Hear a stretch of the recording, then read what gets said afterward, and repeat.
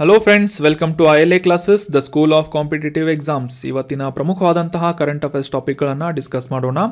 Discussion start ಮಾಡೋದಕ್ಕಿಂತ ಮುಂಚೆ ಒಂದು ಅನೌನ್ಸ್ಮೆಂಟ್. ILA ಕ್ಲಾಸಸ್ ಧಾರವಾಡನಲ್ಲಿ ಹೊಸ ಬ್ಯಾಚ್ಗಳು ಪ್ರಾರಂಭವಾಗ್ತಾ ಇವೆ. ಹೊಸ KAS, PSI, PC ಬ್ಯಾಚ್ಗಳು ಪ್ರಾರಂಭವಾಗ್ತಾ ಇದ್ದು, ಇಂಟ್ರೆಸ್ಟ್ ಇರುವಂತಹ ಅಭ್ಯರ್ಥಿಗಳು ILA ಕ್ಲಾಸಸ್ ಗಟ್ಟು ಸ್ಕ್ವೇರ್ ಬಿಲ್ಡಿಂಗ್ನ ಸಪ್ತಾಪುರ ಬ್ರಾಂಚ್ಗೆ ಭೇಟಿ ನೀಡುವುದರ ಮೂಲಕ ಅಡ್ಮಿಷನ್ ಮಾಡ್ಕೋಬಹುದು. ನಿಮ್ಮ ಯಾವುದೇ ಕ್ವೇರೀಸ್ಗಳು ಇದ್ದರೆ ಕೆಳಗೆ ತಿಳಿಸಲಾದಂತಹ ಕಾಂಟ್ಯಾಕ್ಟ್ ನಂಬರನ್ನು ಸಂಪರ್ಕಿಸುವುದರ ಮೂಲಕ ಕ್ವೇರೀಸ್ಗಳನ್ನು ಕ್ಲಿಯರ್ ಮಾಡಿಕೊಂಡು ಅಡ್ಮಿಷನ್ ಮಾಡ್ಕೋಬಹುದಾಗಿದೆ. ಕಾಂಟ್ಯಾಕ್ಟ್ ನಂಬರ್ 9353312470 ಅಂತ. ಇನ್ನೂ ಹೆಚ್ಚಿನ ಮಾಹಿತಿಗಾಗಿ ಈ ಕೆಳಗಿನ ಕಾಂಟ್ಯಾಕ್ಟ್ ನಂಬರ್ಗೆ ಸಂಪರ್ಕಿಸಿ. ನಮ್ಮ ಯೂಟ್ಯೂಬ್ ಚಾನಲ್ಗೆ ಹೊಸದಾಗಿ ಭೇಟಿ ನೀಡ್ತಾ ಇದ್ದರೆ ಸಬ್ಸ್ಕ್ರೈಬ್ ಮಾಡಿ, ಬೆಲ್ ಐಕಾನನ್ನು ಕ್ಲಿಕ್ ಮಾಡಿ. ಇದರಿಂದ ನಾವು ಅಪ್ಲೋಡ್ ಮಾಡುವಂಥ ಎಲ್ಲ ವಿಡಿಯೋಗಳ ನೋಟಿಫಿಕೇಷನ್ಗಳನ್ನು ನೀವು ಇನ್ಸ್ಟಂಟಾಗಿ ಪಡ್ಕೋಬಹುದಾಗಿದೆ. ಈಗ ಡಿಸ್ಕಸ್ ಮಾಡ್ತಾ ಇರುವಂತಹ ಕರೆಂಟ್ ಅಫೇರ್ಸ್ ನೋಟ್ಸ್ಗಳನ್ನು ಫ್ರೀಯಾಗಿ ಡೌನ್ಲೋಡ್ ಮಾಡಿಕೊಳ್ಳಲು ನಮ್ಮ ಟೆಲಿಗ್ರಾಮ್ ಚಾನಲ್ ILA ಕ್ಲಾಸಸ್ಸನ್ನು ಸಬ್ಸ್ಕ್ರೈಬ್ ಮಾಡಿ. ಹಿಂದಿನ ಸೆಷನ್ನಲ್ಲಿ ಕೇಳಲಾದಂತಹ ಪ್ರಶ್ನೆಯ ಸರಿಯಾದ ಉತ್ತರವನ್ನು ತಿಳಿದುಕೊಳ್ಳುವುದರೊಂದಿಗೆ ಇವತ್ತಿನ ಡಿಸ್ಕಷನನ್ನು ಪ್ರಾರಂಭ ಮಾಡೋಣ. ಈ ಕೆಳಗಿನ ಯಾವ ಸಂಸ್ಥೆಯು state ease of doing business ಅನ್ನುವ ವರದಿಯನ್ನು ಪ್ರಕಟಣೆ ಮಾಡುತ್ತದೆ ಅಂತ ಪ್ರಶ್ನೆ ಇದ್ದು, ಆಪ್ಷನ್ಗಳಲ್ಲಿ NITI Aayog, option 2 AIIMS, option 3 DPIIT, option 4 IIT Kanpur ಅಂತ ಇದೆ. ಸರಿಯಾದ ಉತ್ತರ option 3 DPIIT, department of promotion of industries and internal trade ಅನ್ನುವ ಇಲಾಖೆಯಿಂದ state ease of doing business ಅನ್ನುವ ವರದಿಯನ್ನು ಪ್ರಕಟಣೆ ಮಾಡಲಾಗುತ್ತೆ ಅಥವಾ ಪಬ್ಲಿಷ್ ಮಾಡಲಾಗುತ್ತದೆ. ಸೊ ಈ state ease of doing business ವರದಿಯ ಬಗ್ಗೆ ತಿಳಿದುಕೊಳ್ಳೋದಾದರೆ, ಆಗಲೇ ಕಾಂಟೆಕ್ಸ್ಟ್ನಲ್ಲಿ ಡಿಸ್ಕಸ್ ಮಾಡಿದ ಹಾಗೆ department of promotion of industries and internal trade ಅಥವಾ DPIIT ಅನ್ನುವ ಸಂಸ್ಥೆಯಿಂದ ಅಥವಾ ಇಲಾಖೆಯಿಂದ ಈಸ್ ಆಫ್ ಡೂಯಿಂಗ್ ಬಿಸ್ನೆಸ್ ಅನ್ನುವ ಒಂದು ರ್ಯಾಂಕಿಂಗ್ ಪಟ್ಟಿಯನ್ನು ಪಬ್ಲಿಷ್ ಮಾಡಲಾಗುತ್ತೆ.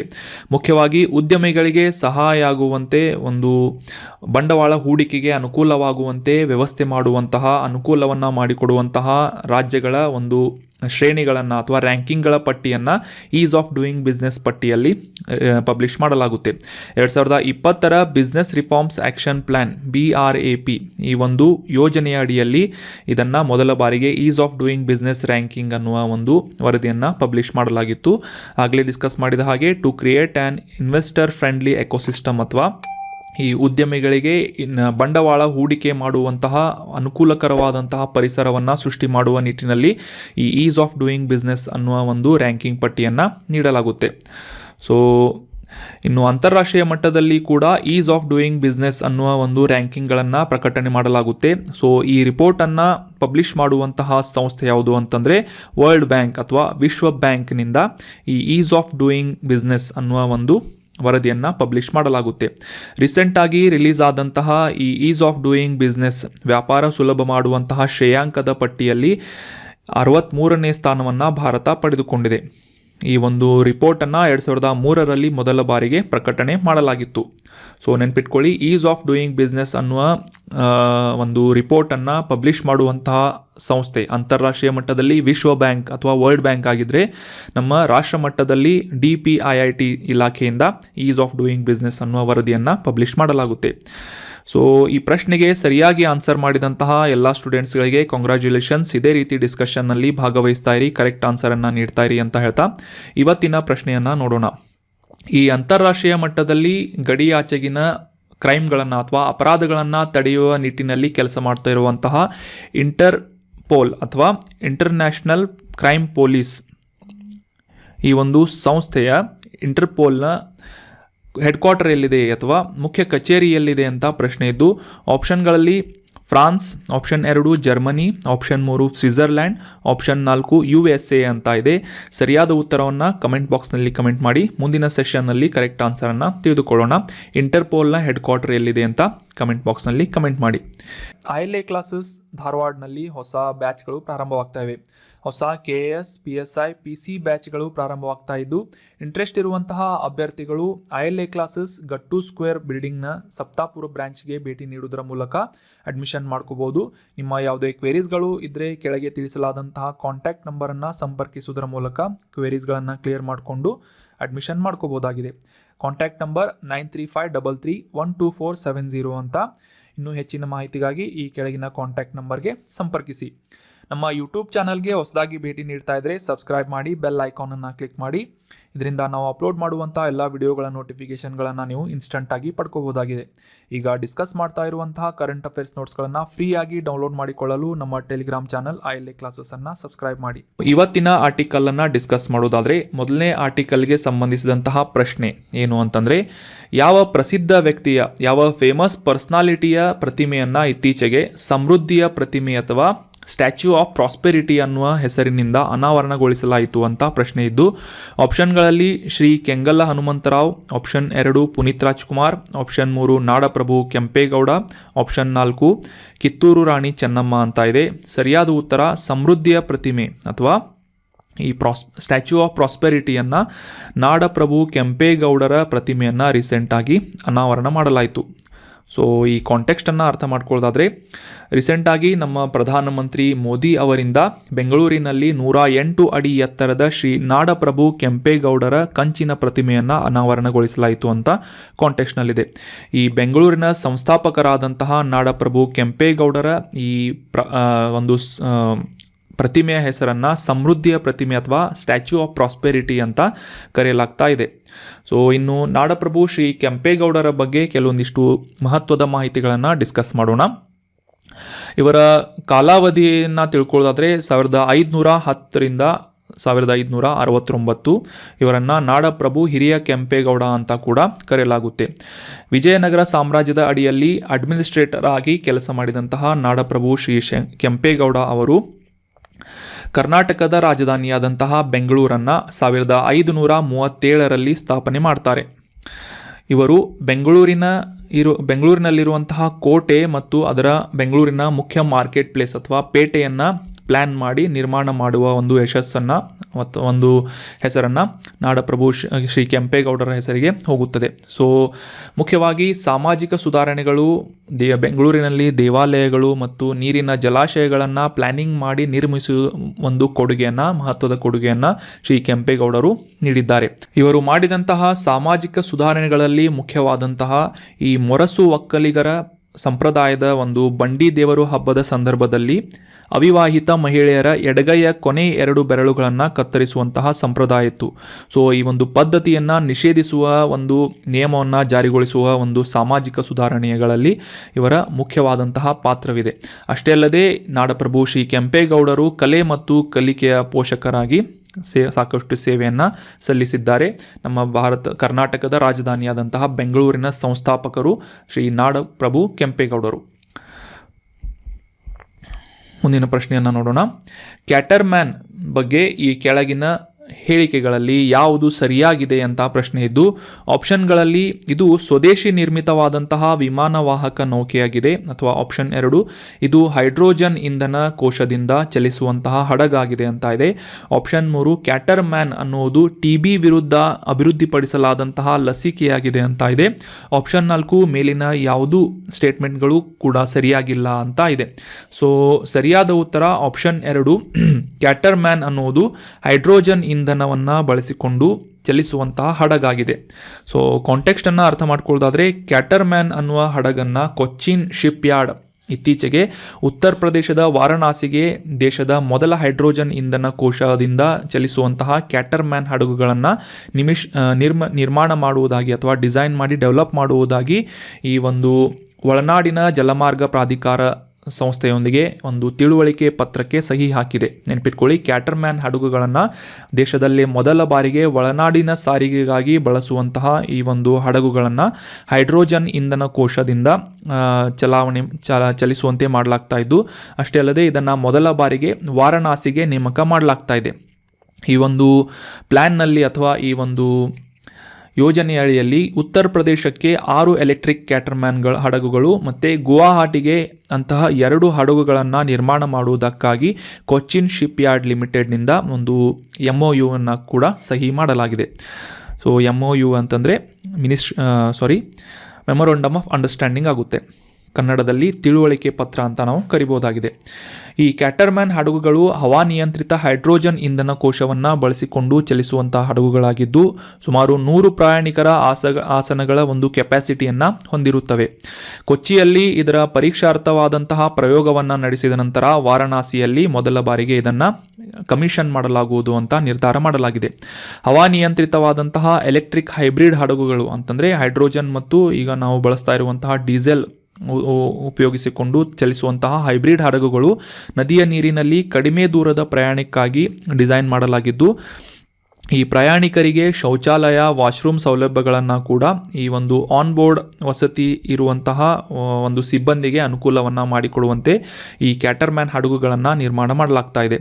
ರಾಷ್ಟ್ರೀಯ ಜಲಮಾರ್ಗಗಳಲ್ಲಿನ ದಿನನಿತ್ಯ ಆಗುವಂತಹ ಮಾಲಿನ್ಯವನ್ನು ಅಂದರೆ ಡೀಸೆಲನ್ನು ಉಪಯೋಗಿಸಿಕೊಂಡು ನಡೆಯುವಂತಹ ಹಡಗುಗಳಿಂದ ಆಗುವಂತಹ ಮಾಲಿನ್ಯವನ್ನು ತಡೆಯುವಂಥ ನಿಟ್ಟಿನಲ್ಲಿ ಈ ಹೈಡ್ರೋಜನ್ ಇಂಧನವನ್ನು ಬಳಸಿಕೊಂಡು ನಿರ್ಮಾಣ ಮಾಡಲಾದಂತಹ ಕ್ಯಾಟರ್ಮ್ಯಾನ್ ಹಡಗುಗಳು ಸಾಕಷ್ಟು ಗಣನೀಯವಾದಂತಹ ಮಾಲಿನ್ಯವನ್ನು ಕಡಿಮೆ ಮಾಡುವ ನಿಟ್ಟಿನಲ್ಲಿ ಸಹಾಯಕಾರಿಯಾಗಲಿವೆ ಅಂತ ಎಕ್ಸ್ಪೆಕ್ಟೇಷನ್ ಮಾಡಲಾಗಿದೆ. ಸೊ ನೆನ್ಪಿಟ್ಕೊಳ್ಳಿ, ಕ್ಯಾಟರ್ಮ್ಯಾನ್ ಹಡಗುಗಳು ಹವಾನಿಯಂತ್ರಿತವಾದಂತಹ ಅಥವಾ ಹೈಡ್ರೋಜನ್ ಇಂಧನ ಕೋಶವನ್ನು ಹೈಡ್ರೋಜನ್ ಫ್ಯೂಯಲ್ ಸೆಲ್ಸ್ಗಳನ್ನು ಉಪಯೋಗಿಸಿಕೊಂಡು ನಡೆಯುವಂತಹ ಹಡಗುಗಳಾಗಿವೆ. ಮುಂದಿನ ಪ್ರಶ್ನೆಯನ್ನು ನೋಡೋಣ. ಆಸಿಯಾನ್ ಗುಂಪಿನ ಬಗ್ಗೆ ಸಾಕಷ್ಟು ಸಮಯ ನ್ಯೂಸ್ನಲ್ಲಿ ಬರ್ತಾ ಇರುತ್ತೆ. ಸೊ ಈ ಆಸಿಯಾನ್ ಗ್ರೂಪಿಂಗ್ಸ್ಗೆ ಸಂಬಂಧಿಸಿದಂತಹ ಯಾವ ಈ ಹೇಳಿಕೆ ಅಥವಾ ಯಾವ ಸ್ಟೇಟ್ಮೆಂಟ್ ತಪ್ಪಾಗಿದೆ ಅಂತ ಗುರುತಿಸಬೇಕು. ಆಪ್ಷನ್ 1, ಇತ್ತೀಚೆಗೆ ಭಾರತವನ್ನು ಆಸಿಯಾನ್ನ ಪೂರ್ಣ ಸಮಯದ ಸದಸ್ಯರನ್ನಾಗಿ ನೇಮಕ ಮಾಡಲಾಗಿದೆ ಅಂತ ಇದೆ.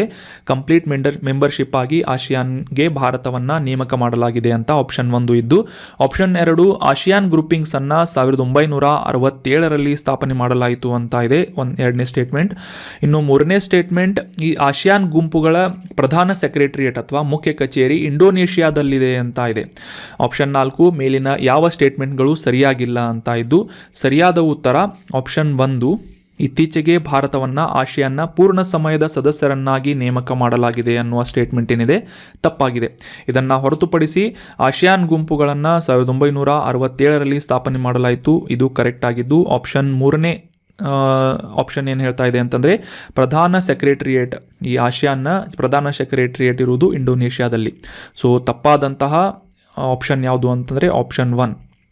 ಮೊದಲಿಗೆ ಕಾಂಟೆಕ್ಸ್ಟನ್ನು ಅರ್ಥ ಮಾಡ್ಕೊಳ್ಳೋದಾದರೆ ಆಸಿಯಾನ್ ಮತ್ತು ಭಾರತದ ಈ ಒಂದು ಗ್ರೂಪಿಂಗ್ಸ್ ನಡುವಿನ ಒಂದು ಸಂಬಂಧಕ್ಕೆ 30 ವರ್ಷಗಳ ಕಂಪ್ಲೀಟ್ ಆಗಿದ್ದು 2022ರ ಆಸಿಯಾನ್ ಮತ್ತು ಭಾರತದ ಸಂಬಂಧಗಳ ವರ್ಷವನ್ನು ಇಂಡಿಯಾ ಆಸಿಯಾನ್ ಫ್ರೆಂಡ್ಶಿಪ್ ಇಯರ್ ಅಂತ ಘೋಷಣೆ ಮಾಡಲಾಗಿದೆ.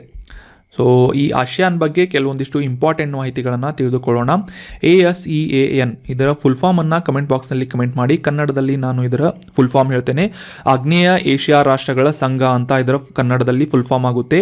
ಮುಖ್ಯವಾಗಿ ಆಗ್ನೇಯ ಏಷ್ಯಾದ 10 ಪ್ರಮುಖ ರಾಷ್ಟ್ರಗಳ ರಾಜಕೀಯ ಆರ್ಥಿಕ ಒಕ್ಕೂಟ ಈ ಆಸಿಯಾನ್ ಆಗಿದ್ದು, ಆಸಿಯಾನ್ ರಾಷ್ಟ್ರಗಳ ನಡುವಿನ ಆರ್ಥಿಕ ಬೆಳವಣಿಗೆ, ಪ್ರತ್ಯೇಕ ದೇಶಗಳ ಒಂದು ರಾಜಕೀಯ ಸ್ಥಿರತೆ ಮತ್ತು ಆಸಿಯಾನ್ ರಾಷ್ಟ್ರಗಳ ಒಂದು ಸದಸ್ಯತ್ವವನ್ನು ಪಡೆದಿರುವಂತಹ ರಾಷ್ಟ್ರಗಳ ಪ್ರಾದೇಶಿಕ ಸುಸ್ಥಿರತೆಯನ್ನು ಉತ್ತೇಜಿಸುವಂತಹ ನಿಟ್ಟಿನಲ್ಲಿ ಆ ಒಂದು ಗುರಿಯನ್ನು ಇಟ್ಕೊಂಡು ಆಸಿಯಾನ್ ಗ್ರೂಪಿಂಗ್ಸನ್ನು ಪ್ರಾರಂಭ ಮಾಡಲಾಗಿತ್ತು.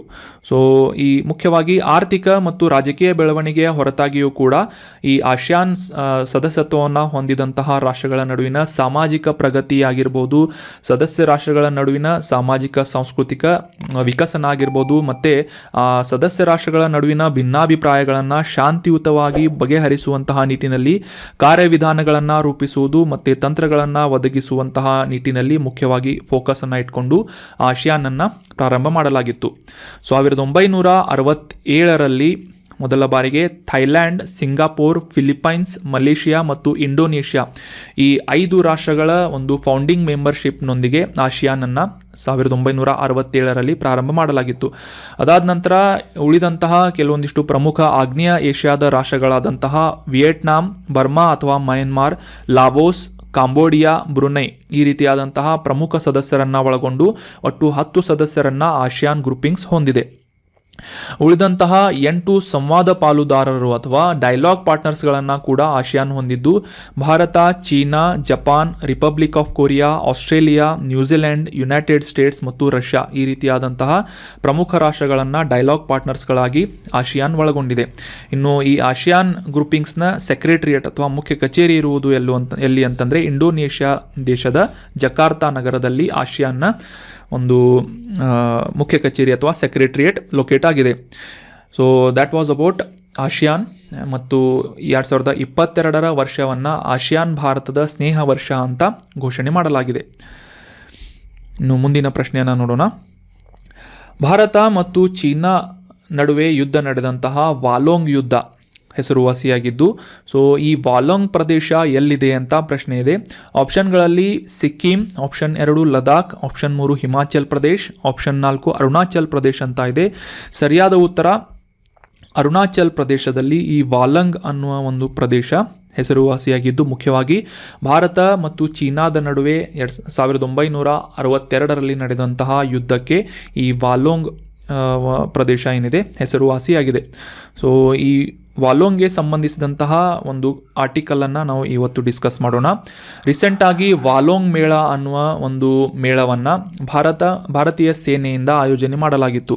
ಮುಖ್ಯವಾಗಿ ಈ ವಾಲೋಂಗ್ ಮೇಳವನ್ನು ಆಯೋಜನೆ ಮಾಡುವ ಉದ್ದೇಶ ಏನು ಅಂತಂದರೆ, ಈ ವಾಲೋಂಗ್ ಕದನದ ವಜ್ರ ಮಹೋತ್ಸವವನ್ನು ಆಚರಿಸ್ತಾ ಇದೆ. ಅಂತಂದರೆ 1962ರಲ್ಲಿ ಭಾರತ ಮತ್ತು ಚೀನಾದ ನಡುವೆ ನಡೆದಂತಹ ವಾಲೋಂಗ್ ಪ್ರದೇಶದಲ್ಲಿ ನಡೆದಂತಹ ಈ ಒಂದು ಯುದ್ಧವು 60 ವರ್ಷಗಳನ್ನು ಅಥವಾ ವಜ್ರ ಮಹೋತ್ಸವವನ್ನು ಆಚರಣೆ ಮಾಡುತ್ತಿರುವಂತಹ ಸಂದರ್ಭದಲ್ಲಿ ಆ ಒಂದು ಪ್ರದೇಶದಲ್ಲಿ ವಾಲೋಂಗ್ ಮೇಳ ಅಂತ ಭಾರತೀಯ ಸೇನೆಯಿಂದ ಈ ಒಂದು ಮೇಳವನ್ನು ಆಯೋಜನೆ ಮಾಡಲಾಗ್ತಾ ಇದೆ. ಸೊ 1962ರಲ್ಲಿ ಚೀನಾ ಭಾರತದ ಮೇಲೆ ಆಕ್ರಮಣ ಮಾಡಿದಂತಹ ಸಂದರ್ಭದಲ್ಲಿ ಭಾರತೀಯ ಸೇನೆಯು ಭಾರತವನ್ನು ರಕ್ಷಣೆ ಮಾಡುವಂತಹ ನಿಟ್ಟಿನಲ್ಲಿ ತೋರಿಸಲಾದಂತಹ ಶೌರ್ಯ, ಸಾಹಸ, ತ್ಯಾಗವನ್ನು ಸ್ಮರಿಸುವಂತಹ ಗುರಿಯನ್ನು ಈ ವಾಲೋಂಗ್ ಮೇಳ ಹೊಂದಿದೆ.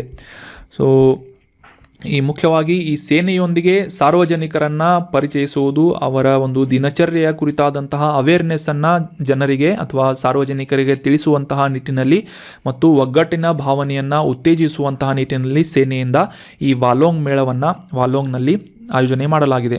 ಸೊ ಈ ವಾಲೋಂಗ್ ಕದನ ಅಥವಾ ವಾಲೋಂಗ್ ಬ್ಯಾಟಲ್ ಬಗ್ಗೆ ತಿಳ್ಕೊಳ್ಳೋದಾದರೆ, ಅರುಣಾಚಲ್ ಪ್ರದೇಶದ ಪೂರ್ವ ಭಾಗದಲ್ಲಿ ಒಂದು ಹಳ್ಳಿಯಾದಂತಹ ಈ ವಾಲೋಂಗ್ ಅನ್ನುವ ಪ್ರದೇಶದಲ್ಲಿ 1962ರಲ್ಲಿ ಚೀನಾ ದೇಶದಿಂದ ಸೈನಿಕರು ಭಾರತದ ಮೇಲೆ ದಾಳಿಯನ್ನು ಮಾಡಿದರು. ಆ ಒಂದು ಸಂದರ್ಭದಲ್ಲಿ ಭಾರತೀಯ ಸೇನೆಯು ಅರುಣಾಚಲ್ ಪ್ರದೇಶದ ಈ ವಾಲೋಂಗ್ ಪ್ರದೇಶದ ಎಲ್ಲ ವಲಯಗಳನ್ನು ಕೂಡ ಚೀನಾದ ವಿರುದ್ಧ ರಕ್ಷಣೆ ಮಾಡಿತ್ತು. ಸೊ ಹೀಗಾಗಿ ಈ ವಾಲೋಂಗ್ ಕದನ ಏನಿದೆ, ಭಾರತ ಮತ್ತು ಚೀನಾದ ನಡುವೆ ಯುದ್ಧ ನಡೆದಂತಹ ಸಂದರ್ಭದಲ್ಲಿ ಚೀನಾದ ವಿರುದ್ಧ ಒಂದು ಕೌಂಟರ್ ಅಟ್ಯಾಕ್ ಮಾಡಿದಂತಹ ಏಕೈಕ ಪ್ರದೇಶವಾಗಿ ಈ ವಾಲೋಂಗ್ ಗುರುತಿಸಲಾಗುತ್ತೆ. 27 ದಿನಗಳ ಕಾಲ ಚೀನಿ ಸೈನಿಕರಿಂದ ಭಾರತೀಯ ಸೇನೆಯು ಈ ವಾಲೋಂಗ್ ಪ್ರದೇಶವನ್ನು, ಭಾರತದ ಈ ಅರುಣಾಚಲ್ ಪ್ರದೇಶದ ಪೂರ್ವ ಭಾಗದಲ್ಲಿರುವಂತಹ ವಾಲೋಂಗ್ ಪ್ರದೇಶವನ್ನು ರಕ್ಷಣೆ ಮಾಡಿದರು. ಸೊ ಹೀಗಾಗಿ ಅವರ ಒಂದು ತ್ಯಾಗ, ಶೌರ್ಯ ಮತ್ತು ಸಾಹಸವನ್ನು ಸ್ಮರಿಸುವಂತಹ ನಿಟ್ಟಿನಲ್ಲಿ ವಾಲೋಂಗ್ ಮೇಳವನ್ನು ವಾಲೋಂಗ್ನಲ್ಲಿ ಆಯೋಜನೆ ಮಾಡಲಾಗ್ತಾ ಇದೆ.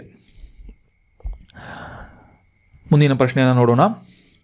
ಈ ಕೆಳಗಿನ ಯಾವ ರೈಲನ್ನು ಭಾರತದ 4 ಐಷಾರಾಮಿ ಲಕ್ಸುರಿಯಸ್ ಟ್ರೈನ್ಗಳ ಒಂದು ಪಟ್ಟಿಗೆ ಸೇರಿಸಲಾಗಿಲ್ಲ ಅಂತ ಪ್ರಶ್ನೆ ಇದ್ದು, ಆಪ್ಷನ್ 1 ರಾಜಧಾನಿ express, option 2 palace on wheels ಅನ್ನುವ ರೈಲು, ಆಪ್ಷನ್ 3 ಡೆಕ್ಕನ್ ಒಡಿಸಿ ಅನ್ನುವ ರೈಲು, ಆಪ್ಷನ್ 4 ಗೋಲ್ಡನ್ ಚಾರಿಯಟ್ ಅನ್ನುವ ರೈಲಾಗಿದೆ.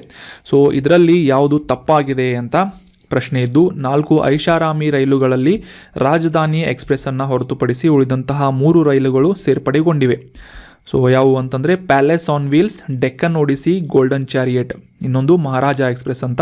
ಸೊ ಈ 4 ಐಷಾರಾಮಿ ರೈಲುಗಳನ್ನು ಮತ್ತೊಮ್ಮೆ ಪ್ರಾರಂಭ ಮಾಡುವಂತಹ ನಿರ್ಧಾರವನ್ನು ಕೈಗೊಳ್ಳಲಾಗ್ತಾ ಇದೆ. ಸೊ ಕಾಂಟೆಕ್ಸ್ಟನ್ನು ಅರ್ಥ ಮಾಡ್ಕೊಳ್ಳೋದಾದರೆ, ಭಾರತದಲ್ಲಿ ಐಷಾರಾಮಿ ರೈಲುಗಳ ಒಂದು ಪುನರ್ ಪ್ರಾರಂಭವನ್ನು ಮಾಡುವಂತಹ ನಿರ್ಧಾರವನ್ನು ಕೈಗೊಳ್ಳಲಾಗ್ತಾ ಇದ್ದು, ಅದರಲ್ಲಿ ಡೆಕ್ಕನ್ ಒಡಿಸಿ ಅನ್ನುವ ಹೆಸರಿನ ಮಹಾರಾಷ್ಟ್ರದ ಪ್ರವಾಸೋದ್ಯಮದಿಂದ ಉತ್ತೇಜನ ಪಡೆದುಕೊಂಡು ಐಷಾರಾಮಿ ಅಥವಾ ಲಕ್ಸುರಿಯಸ್ ಟ್ರೈನನ್ನು ಮುಂದಿನ ವರ್ಷ ಪ್ರಾರಂಭ ಮಾಡುವುದಾಗಿ, ಪ್ರವಾಸಿಗರನ್ನು ಸಾಗಿಸುವಂತಹ ನಿಟ್ಟಿನಲ್ಲಿ ಒಂದು ರೈಲನ್ನು ಬಿಡುವುದಾಗಿ ಈ ನಿರ್ಧಾರವನ್ನು ಕೈಗೊಳ್ಳಲಾಗಿದೆ. ಸೊ ಈ ಲಕ್ಸುರಿಯಸ್ ಟ್ರೈನ್ಗಳು ಭಾರತದಲ್ಲಿ ಯಾವ ರೀತಿಯಾಗಿ ಇವಾಲ್ವ್ ಆದವು ಅಂತ ನಾವು ಈ ಒಂದು ಆರ್ಟಿಕಲ್ನಲ್ಲಿ ಡಿಸ್ಕಸ್ ಮಾಡೋಣ. ಭಾರತದಲ್ಲಿ ಮುಖ್ಯವಾಗಿ 4 ಐಷಾರಾಮಿ ರೈಲುಗಳನ್ನು ನಿರ್ಧಾರ ಮಾಡಲಾಗಿದ್ದು ಪ್ರಾರಂಭ ಮಾಡಲಾಗಿದ್ದು, ಅದರಲ್ಲಿ ಮೊದಲನೇದು ಯಾವುದು ಅಂತಂದರೆ ರಾಜಸ್ಥಾನದಿಂದ ಪ್ಯಾಲೇಸ್ ಆನ್ ವೀಲ್ಸ್ ಅನ್ನುವ ರೈಲು, ಮತ್ತು ಮಹಾರಾಷ್ಟ್ರದಿಂದ ಡೆಕ್ಕನ್ ಒಡಿಸಿ ಅನ್ನುವ ರೈಲು, ಕರ್ನಾಟಕದಿಂದ ಗೋಲ್ಡನ್ ಚಾರಿಯಟ್ ಅಥವಾ ಚಿನ್ನದ ರಥ ಅನ್ನುವ ಹೆಸರಿನ ರೈಲು ಐಷಾರಾಮಿ ರೈಲಾಗಿದ್ದು, ಮತ್ತು ನಾಲ್ಕನೇದು ಯಾವುದು ಅಂತಂದರೆ ನವದೆಹಲಿಯಿಂದ ಮೊದಲ ಬಾರಿಗೆ ಪ್ರಾರಂಭವಾದಂತಹ ಮಹಾರಾಜ ಎಕ್ಸ್ಪ್ರೆಸ್ ಅನ್ನುವ ರೈಲಾಗಿದೆ. ಸೊ ಈ ರೈಲುಗಳ ಬಗ್ಗೆ ಕೆಲವೊಂದಿಷ್ಟು ಇಂಪಾರ್ಟೆಂಟ್ ಮಾಹಿತಿಗಳನ್ನು ತಿಳಿದುಕೊಳ್ಳೋಣ. ರಾಜಸ್ಥಾನದಿಂದ ಸ್ಟಾರ್ಟ್ ಆದಂತಹ ಪ್ಯಾಲೇಸ್ ಆನ್ ವೀಲ್ಸ್ ಅನ್ನುವ ರೈಲನ್ನು ರಾಜಸ್ಥಾನದ ರಾಜಮನೆತನದ ಹೆಸರಿನಿಂದ ಈ ಪ್ಯಾಲೇಸ್ ಆನ್ ವೀಲ್ಸ್ ಅನ್ನುವ ಹೆಸರನ್ನು ಈ ಒಂದು ರೈಲಿಗೆ ಇಡಲಾಗಿದೆ. ಈ ಪ್ಯಾಲೇಸ್ ಆನ್ ವೀಲ್ಸ್ ಅನ್ನುವ ಬ್ರಾಡ್ಗೇಜ್ ಆವೃತ್ತಿಯ ರೈಲು 1996ರಲ್ಲಿ ಮೊದಲ ಬಾರಿಗೆ ಪ್ರಾರಂಭ ಮಾಡಲಾಗಿತ್ತು. ಸೊ ಸದ್ಯಕ್ಕೆ ಈ ಒಂದು ರೈಲುಗಳನ್ನು ಸ್ಥಗಿತಗೊಳಿಸಲಾಗಿತ್ತು. ಸೊ ಮತ್ತೆ ಇವುಗಳನ್ನು ಮತ್ತೆ ಪ್ರಾರಂಭ ಮಾಡುವಂತಹ ನಿರ್ಧಾರವನ್ನು ನಮ್ಮ ಟೂರಿಸಂ ಮಿನಿಸ್ಟ್ರಿಯಿಂದ ಕೈಗೊಳ್ಳಲಾಗ್ತಾ ಇದೆ. ಸೊ ಮಹಾರಾಷ್ಟ್ರದಿಂದ ಡೆಕ್ಕನ್ ಒಡಿಸಿ ಅನ್ನುವ ರೈಲನ್ನು ಮಹಾರಾಷ್ಟ್ರದ ಪ್ರವಾಸೋದ್ಯಮ ಅಭಿವೃದ್ಧಿ ನಿಗಮದಿಂದ ಪರಿಚಯಿಸಲಾಗಿದ್ದು 2003ರಲ್ಲಿ ಬ್ಲೂ ಲಿಮೋಸಿನ್ ಆನ್ ವೀಲ್ಸ್ ಅನ್ನುವ ಹೆಸರಿನಿಂದ ಇದನ್ನು ಪ್ರಾರಂಭ ಮಾಡಲಾಗಿತ್ತು. ಜನವರಿ 19, 2004ರಂದು ಈ ರೈಲಿನ ಉದ್ಘಾಟನೆಯನ್ನು ಮುಂಬೈನ CSTಯಿಂದ ಪ್ರಾರಂಭ ಮಾಡಲಾಗಿತ್ತು. ಸೊ ಅದಾದ ನಂತರ ಕರ್ನಾಟಕದ ರೈಲು ಈ ಚಿನ್ನದ ರಥ ಅಥವಾ ಗೋಲ್ಡನ್ ಚಾರಿಯಟ್ ಅನ್ನುವ ಹೆಸರಿನಿಂದ ಪ್ರಾರಂಭ ಮಾಡಲಾದಂತಹ 2002ರಲ್ಲಿ ಕರ್ನಾಟಕ ರಾಜ್ಯ ಪ್ರವಾಸೋದ್ಯಮ ಅಭಿವೃದ್ಧಿ ನಿಗಮ ಮತ್ತು ಭಾರತೀಯ ರೈಲ್ವೆ ನಡುವೆ ಒಂದು ತಿಳುವಳಿಕೆ ಒಪ್ಪಂದವನ್ನು ಸಹಿ ಮಾಡಲಾಗಿತ್ತು. ಸೊ ದಕ್ಷಿಣ ಭಾರತದ ಮೊದಲ ಐಷಾರಾಮಿ ರೈಲಾಗಿ ಈ ಗೋಲ್ಡನ್ ಚಾರಿಯಟ್ ಏನಿದೆ ಪ್ರಾರಂಭವಾಗಿತ್ತು. ಐಷಾರಾಮಿ ರೈಲಾದಂತಹ ಈ ಚಿನ್ನದ ರಥ ಅಥವಾ ಈ ಹೆಸರನ್ನು ಹಂಪಿಯ ಪ್ರಸಿದ್ಧವಾದಂತಹ ಕಲ್ಲಿನ ರಥದ ಹೆಸರಿನಿಂದ ಇಡಲಾಗಿದೆ.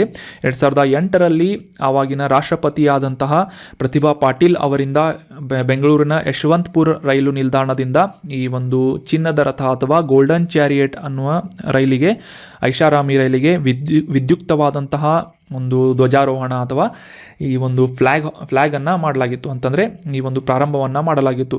ಮಾರ್ಚ್ 10, 2008ರಂದು ಈ ಗೋಲ್ಡನ್ ಚಾರಿಯಟ್ ಅನ್ನು ಬೆಂಗಳೂರಿನಿಂದ ಗೋವಾಕ್ಕೆ ತನ್ನ ಚೊಚ್ಚಲ ಪ್ರಯಾಣವನ್ನು ಕೈಗೊಂಡಿದ್ದು, ಕರ್ನಾಟಕದ ಸುಂದರವಾದಂತಹ ಪ್ರಮುಖ ಸ್ಥಳಗಳ ಮೂಲಕ ಹಾದುಹೋಗುವಂಥ ರೂಟಿಂಗನ್ನು ಈ ಒಂದು ಗೋಲ್ಡನ್ ಚಾರಿಯಟ್ ರಥಕ್ಕೆ ಅಥವಾ ಈ ಒಂದು ರೈಲಿಗೆ ನಿರ್ಧಾರ ಮಾಡಲಾಗಿತ್ತು.